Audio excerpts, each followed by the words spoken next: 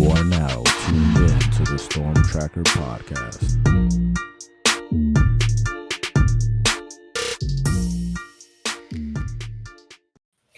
Welcome back, family, to the Storm Tracker podcast. I'm Marcus Benjamin, representing for CanesCounty.com, part of the Rivals.com network. And I'm joined today by Larry Blustein, the number one South Florida reporter. Let me just say that.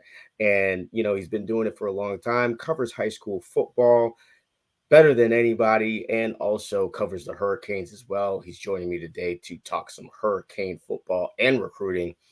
Thanks for joining me today, Larry.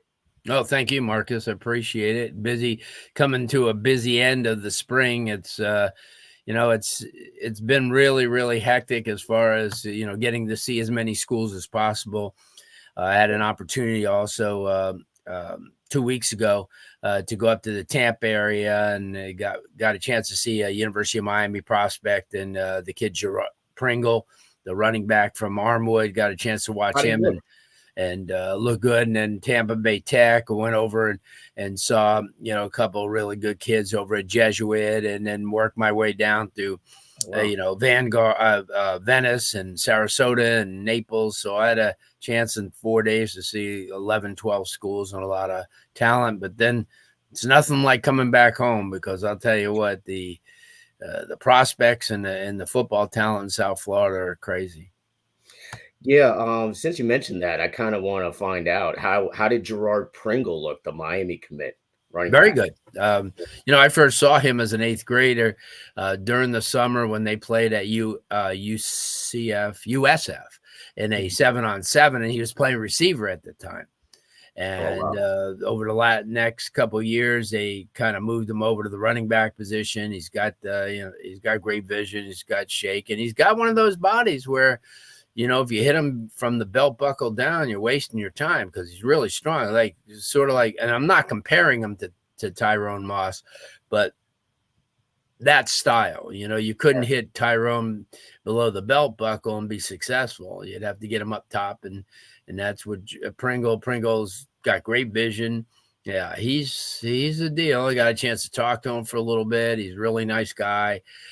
He's so looking forward to coming to Miami. He's excited. He's always been a Hurricane guy, Hurricane fan. He's always watched them. And, you're up in the Tampa area, and it's pretty much for the Florida Gators. And sure. But, he's and a lot of the team from Armwood went there. But, yeah, and it was good to see a lot of the talent that, the area. I saw the younger Pickett, who's at Tampa Bay Tech now. He's a 2026 kid, Sure. Big time player. And Miami's really entrenched with the entire Pickett family. So yeah, they're trying to build a picket fence. Yes, there you go. With those kids. Also, just one more kid I wanted to ask you about, since you said you went to Tampa Bay Tech, is Dallas Wilson. That's a kid that Miami really likes.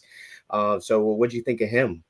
Well, I have an argument going with John Santucci from USA Today, where he figures that Dallas is the best receiver in the state for the class. I happen to think that Cortez Mills from Homestead is.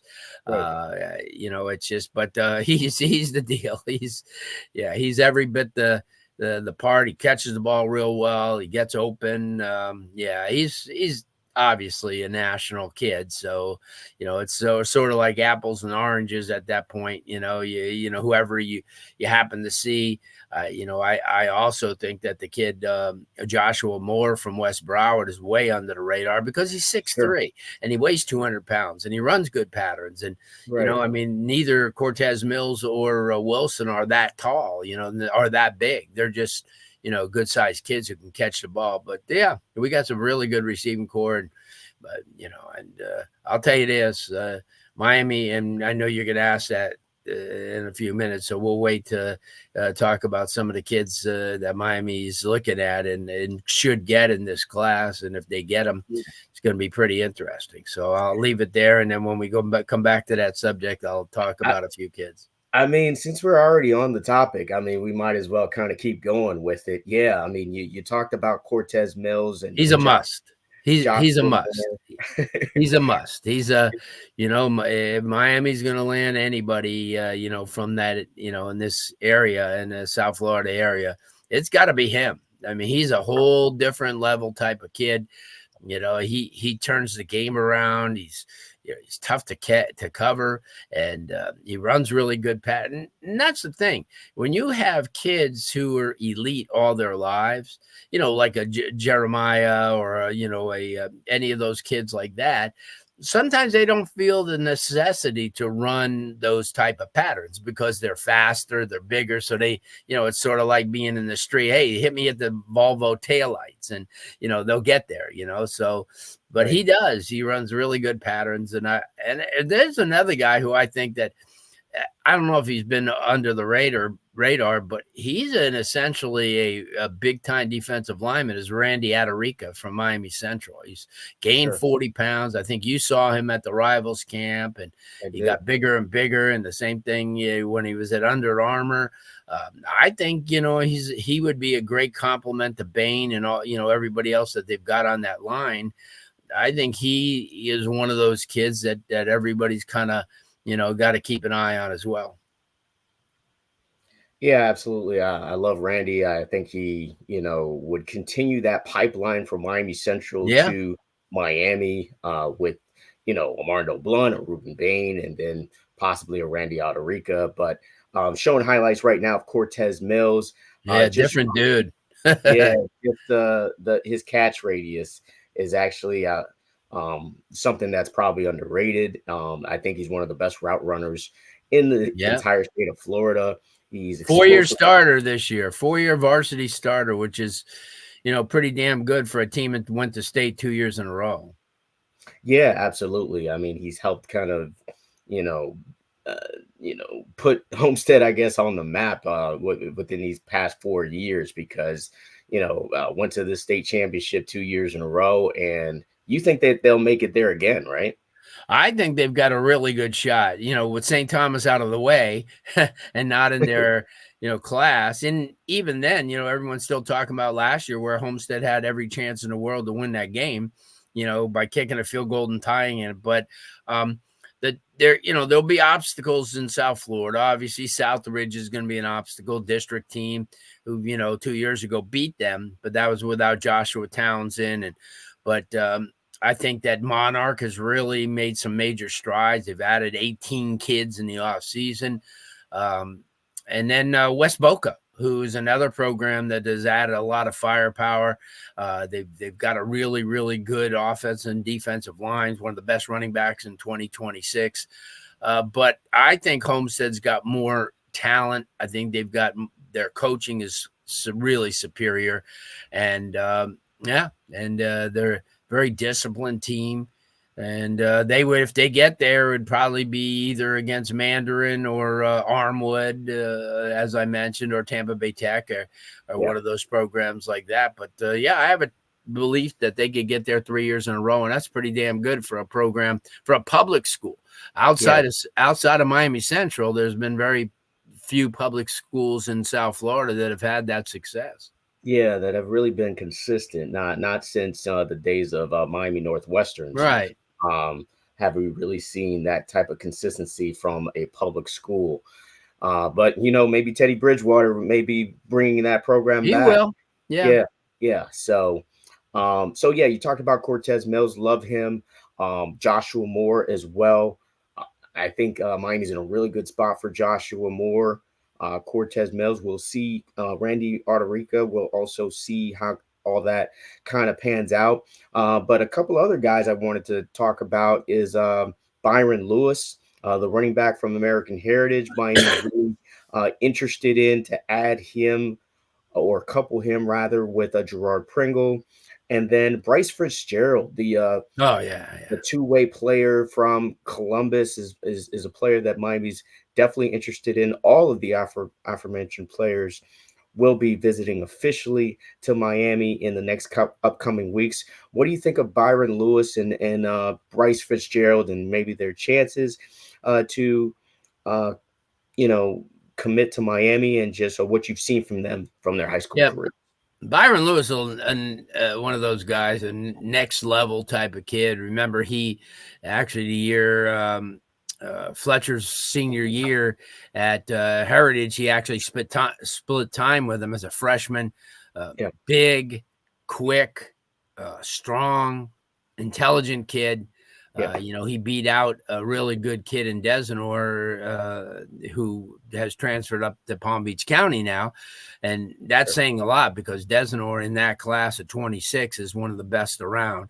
The opportunity to try to, look at some of the other kids that you mentioned, obviously the Bryce Fitzgerald kid, basketball stud at Berlin. He helped them win a state title. Football wise, he has shown, as a defensive back, he can lock you down, and as a wide receiver, he can get open. He's a good kick returner, great athlete. Actually, related to one of the kids who used to play running back at Berlin Jesuit back in the day. So he's got athletic talent. He's a kid that everybody needs to keep an eye on.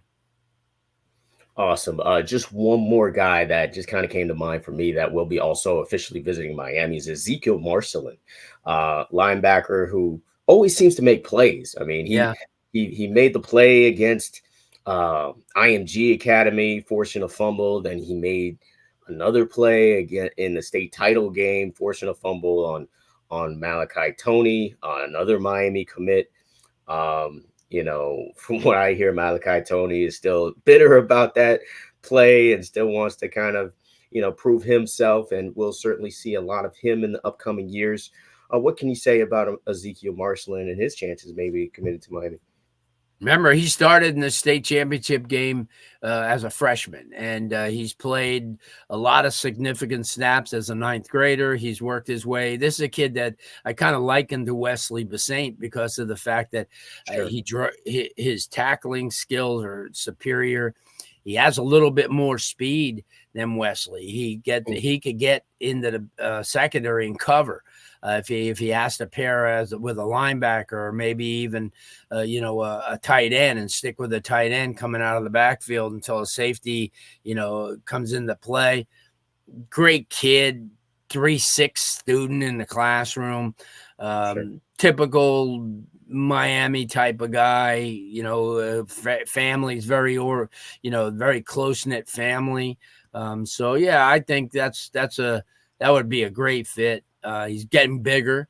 We'll be over 200 by the time, the season comes to an end. Probably a ceiling about 220, 225, a little bit like Sean Spence was, who I got a chance to see, who's now an assistant coach at Western Michigan now. And he's on the other end recruiting these kids. And, it was great to see two Canes at the over the weekend. He and DeMarcus Van Dyke, who is at the University of South Florida now as a DB coach. And that's it's good to see guys like that who used to, and Joel Rodriguez, former Monsignor Pace lineman and went to Miami, who's, also doing a tremendous job at Akron. So it's good to see that. But the guys that you mentioned would definitely be targets that Miami needs to come away with for the next cycle. Yeah, absolutely. It's a great comparison with Sean Spence to Ezekiel Marcelin. I mean, a smaller type of back, but really quick and comes and brings the wood every time. Oh, yeah. So very, very good comparison there. Just name dropping as usual, as you do, Larry. You got Tyron Moss earlier, and now Sean Spence here. Actually going to ask one more because we're actually going to go to the Chaminade scrimmage, in a couple of days here. And Miami's really high on CJ Ewald. This cornerback is, really crafty, very technically sound, really aggressive hands to knock balls away. What can you say about CJ Ewald and his potential going forward? Well, I looked at him and I saw him earlier, in the spring. And I remember when he committed to Michigan, as a junior, and he's a kid that actually would play 5 years of varsity football. Just a student of the game.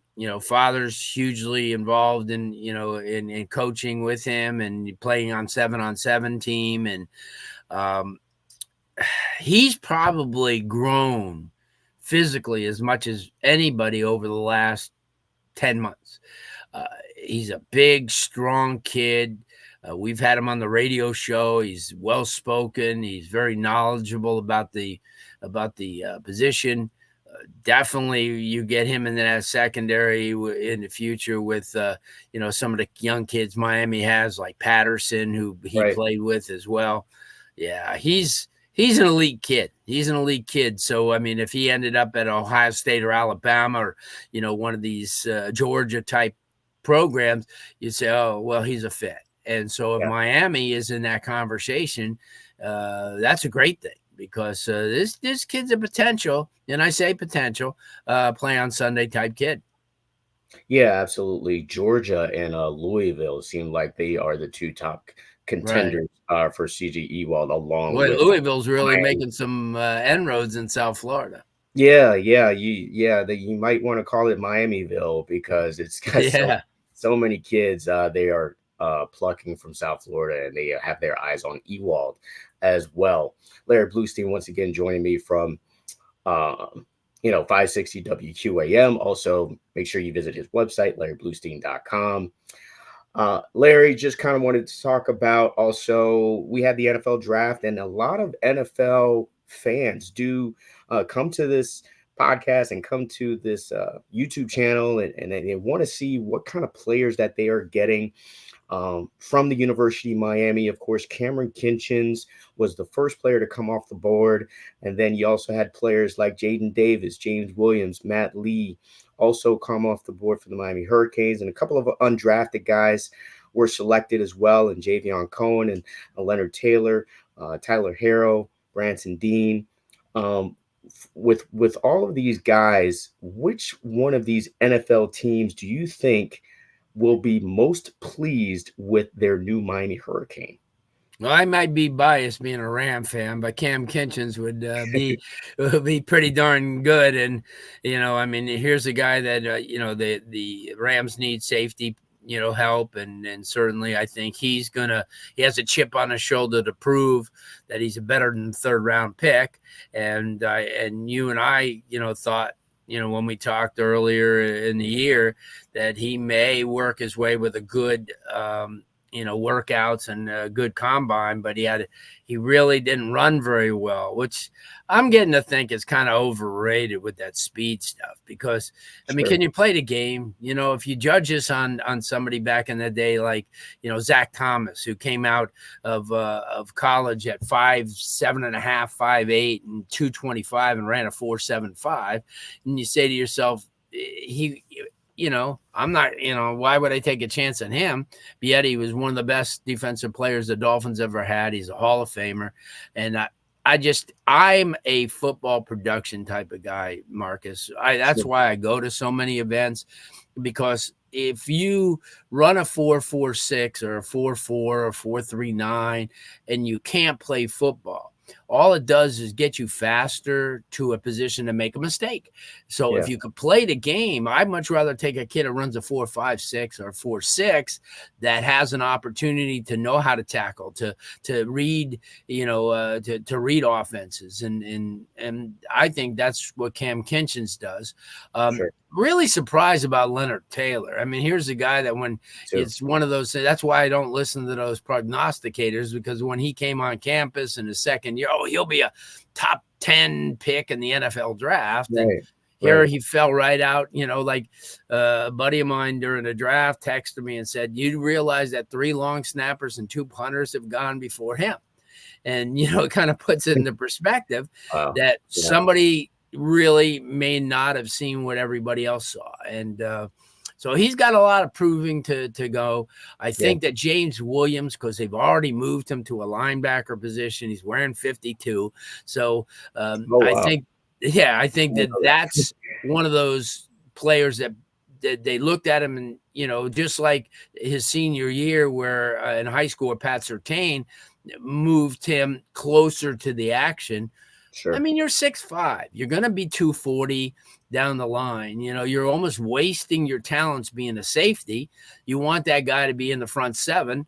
And that's what's going to happen at this next level. They're going to give him a real good shot to prove himself. I think he's another one of those guys that has a chip on their shoulder, and I think he's going to be a really good pro. We know Matt Lee's got the athleticism and the knowledge and the technical savvy to play at the next level. The center position is really a commodity in the league, and if you're really good, you can hang around for a long time. Look at Jason Kelsey, who was really actually brought in as I believe as a fullback, from Cincinnati. And then all of a sudden he turned out to be one of the premier centers of a generation with the Eagles. So I think that's who I compare Matt Lee to because of the fact that he's very technically sound. He's very intelligent.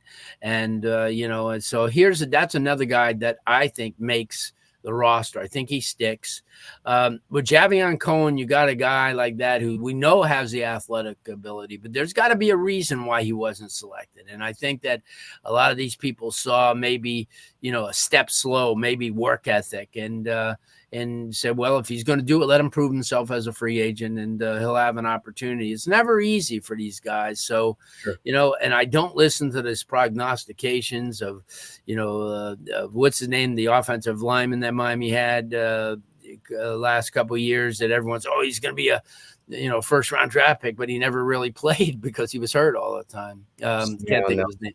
Zion Nelson. Yeah, Nelson. So, I think, that's the thing. It's setting the table, though, for a future with Miami because they've got some really, really good kids that are going to be very draftable over the next few years. And this is a big season coming up for them. But as far as the draft, it pretty went what I thought. I just thought Leonard Taylor not going was kind of a surprise because, he's big and strong and, he's athletic. And if you're somebody, just take a flyer on him, say, okay, come on, so, but that's it. I just thought no surprises. I think Cam Kinchens did himself in.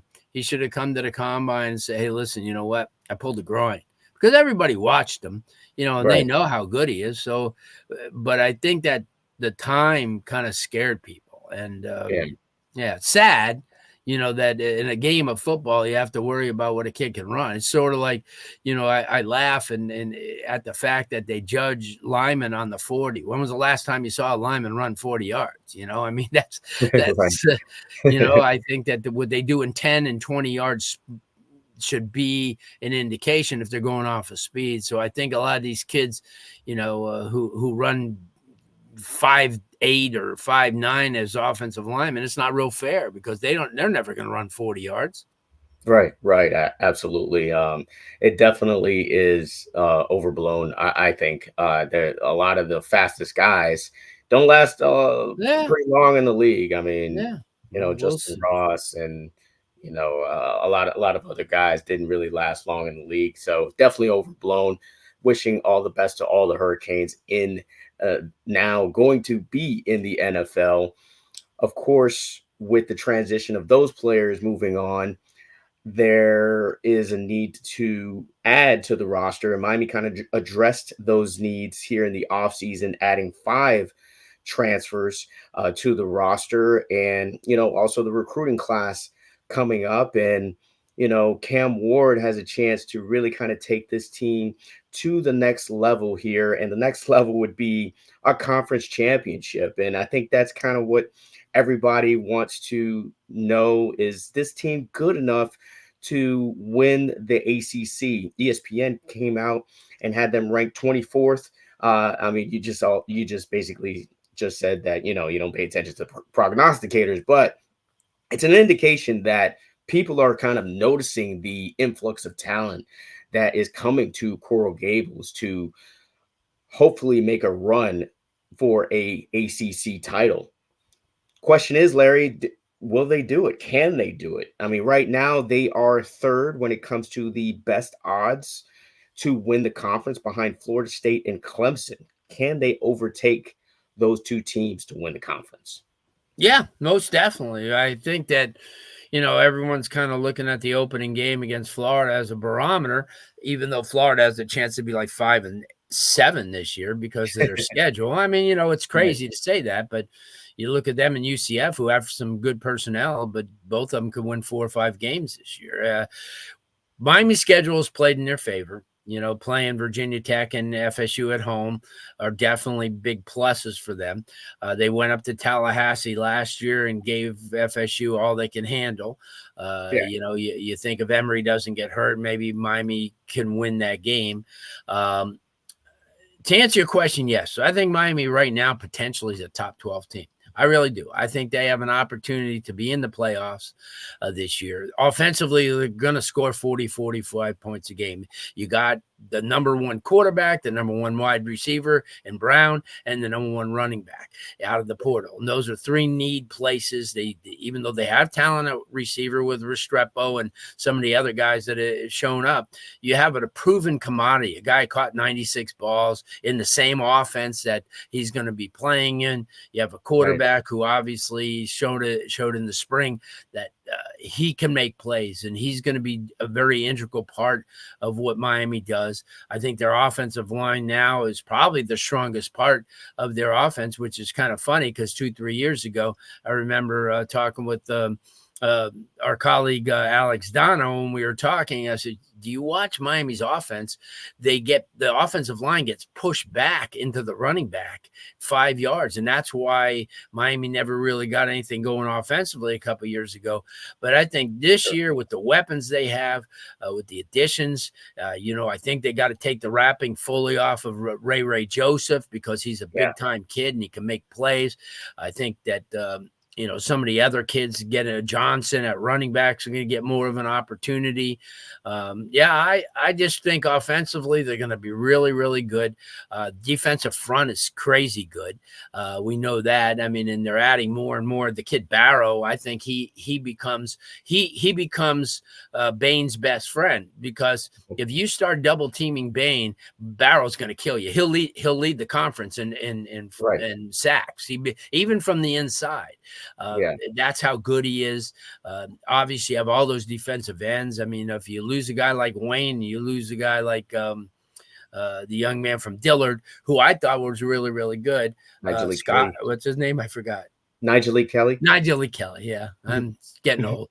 But you lose those type of guys. That means you have some really, really good players, and they do. And, you got the kid Scott coming in, who's was a premier athlete. So the only place that in linebacker, I think that you see Popo coming on and making great strides. You still have Mawanoan, you still have Wes, and, there's a few other guys. I think secondary is where there's a concern, only because of depth. I mean, Darryl Porter had a really, really good spring. I think he comes in as the guy. They just got another transfer, the kid that worked with at Marshall, who's really, really good. So I think Miami's got the talent. Things have to come together, and I think the front seven will afford the secondary more leeway and more time to kind of adjust and learn together. They've got potential with Brown and some of those other kids to have a good secondary, but experience is everything. And I don't think that the defensive front seven is going to hang them out to dry as maybe happened in the past. I think they're going to be aggressive up front. You're not going to be able to run on Miami, and they've got enough talent, especially with the scheme, that they have to cause some problems. And obviously they got one of the best kickers, if not the best kicker in the country. They're a top 12 team. They're an 11-win team. They really are. They're an 11-win team. And, I thought last year when I said they'd win 7, it was justified. They were lucky to win 7. And they could have been better if the Georgia Tech game played out, obviously. Yeah. But, I think they've got a shot to be a top 12 team. If not win the ACC, be in that, conversation. FSU still strong. I'm not overly high hyped up about Clemson. They didn't hit the portal very well. They're relying on all their, all their players. And I think that, it was talked about Miami won the portal nationally. And that's huge because they already had, like you said, a great recruiting class over the last 2 years. So you infuse them with some of those, seasoned studs that they picked up. And I think they got a real good shot. Yeah, absolutely. Hurricanes are going to love to hear that you think that they are a top 12 team. I agree with you. I think this team is really going to take the nation by surprise. Great point about Bain and Barrow, and I think Akeem Mesidor. Just the fact that you're going to have Akeem Mesidor play with Bain, because I don't know, people remember that Akeem Mesidor was their best defensive lineman 2 years ago. Now you couple him with Bain, who was the best defensive lineman last year, and you add some of these transfer guys, then that should be a ferocious defensive line. And I agree with you 100% about the defensive backs. That was the point I was going to make as well, is the depth. I mean, and the production. You kind of want to see these guys really kind of step up, like a Jadias Richard and a Damari Brown. And of the transfer that you mentioned, Deani Hill from Marshall, I think that was a really key pickup for them. Perhaps, as far as depth is concerned, probably one of the more important pieces to add. But Daryl Porter Jr. has to really kind of take his, game to the next level. To really solidify this defensive backfield, and players like look great in the spring. I thought he looked really good in the spring. Won a lot of battles. With a lot of receivers who were trying to, prove a point. When you have some of these kids that are, being questioned as receivers, then they're going to give you your best. And I thought that that Daryl Porter, in the times that I got a chance to see him, did really well. He's he gets it. He's got the knowledge. He's been around the game, all his life with his dad playing, and kind of giving him pointers, being at, a program, in high school, and then going to West Virginia, and now settling in with Miami. I think he's going to be the catalyst, but there's going to be some other talent that's going to need to come through, and we'll tell a lot in the opening game, because as I said, and I went out on a limb, and I said by the end of the first game against Florida, there's a couple of players that are going to start to emerge. And obviously the young man from Bishop Gorman, who I think Elijah Lofton, who I think potentially could be one of the best football players in the country. Because plays 4, 5, 6 different positions. When I saw him in the scrimmage against Miami, and he pulled away from everybody when he ran the ball, and he's not even, noted as a running back, but he's going to have to carry some of that load as well. But here's a kid that plays an H-back position. He's almost a nightmare to cover. He could do, if you ever went to a Wildcat, he'd be the Wildcat. And as I said, last year in the state championship game against Liberty, and when he was playing at Bishop Gorman, he ran for one, he threw for one, he intercepted a ball, and he caught one. So he had 4 touchdowns in 4 different capacity, and played in the defensive linebacker position, safety. So there's a kid that I think is going to infuse this program. If anybody said what freshman's going to make the most impact, he's got the ability. If they take that Lamborghini and take it out of the garage, he'll be fine. Yeah, absolutely. I think everybody wants to see that car run all over Florida as far as our Hurricanes fans are concerned. Really excited for that game and the season. So what we do have left on this podcast before I let you go is that the baseball team. I don't get to talk too much baseball with anybody, but it is coming into we have completed the regular season, and now we are in the ACC tournament known as the ACC Championship. And I know you follow baseball, and I know you followed the team and kind of seen them this year. They open up against Louisville today, and then they play Clemson in a couple of days, who's one of the best teams in the entire country. What do you think their chances are here in this ACC championship, Lou? Tough year, obviously. It was such a up and down year. They went in the streaks on both sides, wins and losses. I don't think they have the overall depth to win in the ACC, to be honest with you. I mean, there's, as you mentioned, you have Louisville and you have North Carolina and some of those other Virginia and programs like that, and Clemson, that have more depth, have more pitching. Miami offensively can slug it out with a lot of teams, but I think it comes down to overall pitching, and I think that Miami doesn't have the staff that could carry them to an ACC title. Now, I could be wrong, but they would have to get pretty darn hot, and guys who have 5 and 6 ERAs are going to have to step it up, because there's games where you're going to get the aces of the Louisvilles and some of those programs that are only used to giving up 2 runs a game at the most. So if you get in a position where you're giving up 5 runs, you're going to lose. And so the pitchers have to come through. They have to, step it up a notch, and we'll see. But this just wasn't a great year for them. It wasn't a typical year for them. They were on the losing side mostly the entire year. So I'm hoping that, they could pull a rabbit out of the hat. But, to be honest, it doesn't look promising. But, listen, we're going to root them on. We're going to hope that they come up with these, unorthodox wins, and maybe pull some surprises and win a couple of games here in the ACC. So it's and it's weird because you look last year and Florida State was pretty much in the same situation as Miami, and had one of their worst years. Now didn't make an NCAA playoff for the first time in a long time. It just the ACC, and then it turned around for them this year. Yeah. Well, that's what I'm saying. So anything could happen. But the ACC is such a gauntlet. I mean, the Atlantic Seaboard has so much talent. The South has so much talent, and that's just, I mean, the SEC's got their teams, but the ACC top to bottom is just really going to be tough to beat. There's more guys that are drafted out of the ACC every year, and we see a lot of those kids succeed. The NC States with Carlos Rodon and guys like that who have gone on and have done well. But, year one has been a challenge.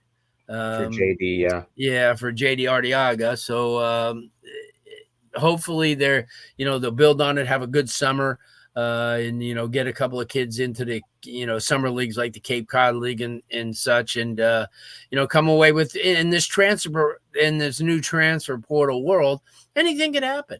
You could all of a sudden Miami could find a few bucks to bring in some really highly regarded college kids, and the transformation is complete. I always look at this: if you have 3 good pitchers, if you have 2 good starters and a good reliever, they can carry you a long, long way. And look at LSU. That's what happens with them a lot, where they get those 2 main starters and they got a good middle guy or a good closer, and that gets them into the College World Series. So it's not an exact science. It's what it takes anymore. I just feel from a standpoint, if you have some really good hitting, some good power, which Miami does, you also have to have a good pitching staff, not a great one, but a reliable one where, your Friday night starter and perhaps your Saturday guy, combine and are under 3 in their ERA and win 15, 14 games.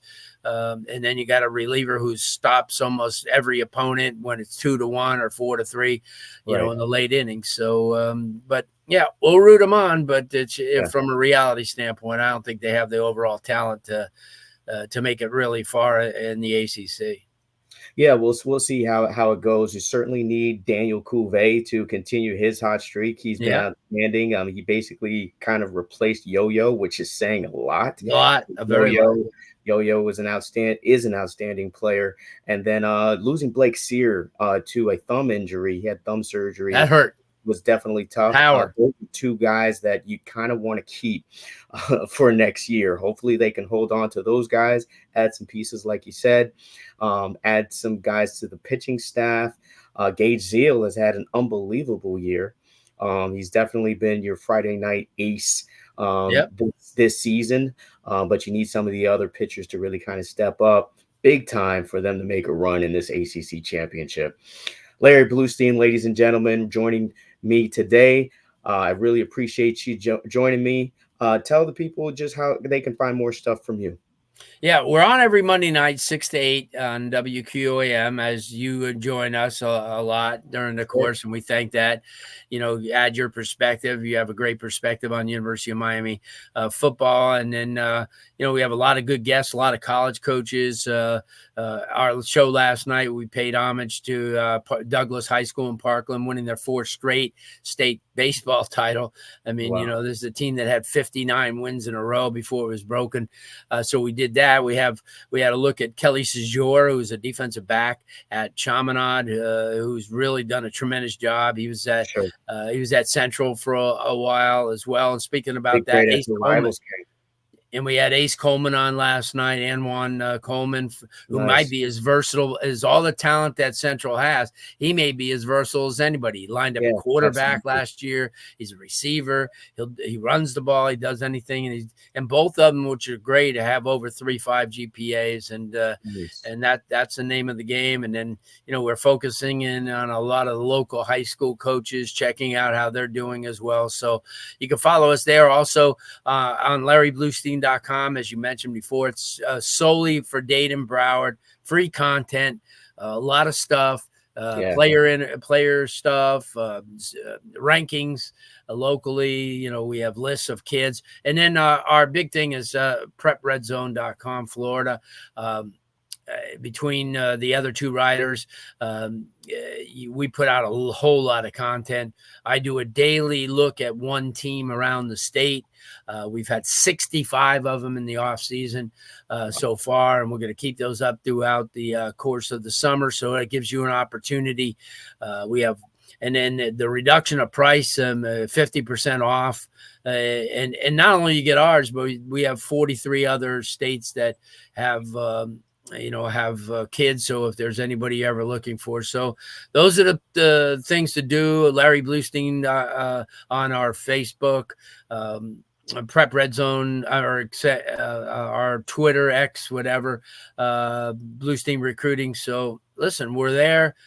Questions you have, we have, like I said, we have a whole bunch of content, and we put out close to 500 different players with their video and their GPA every month.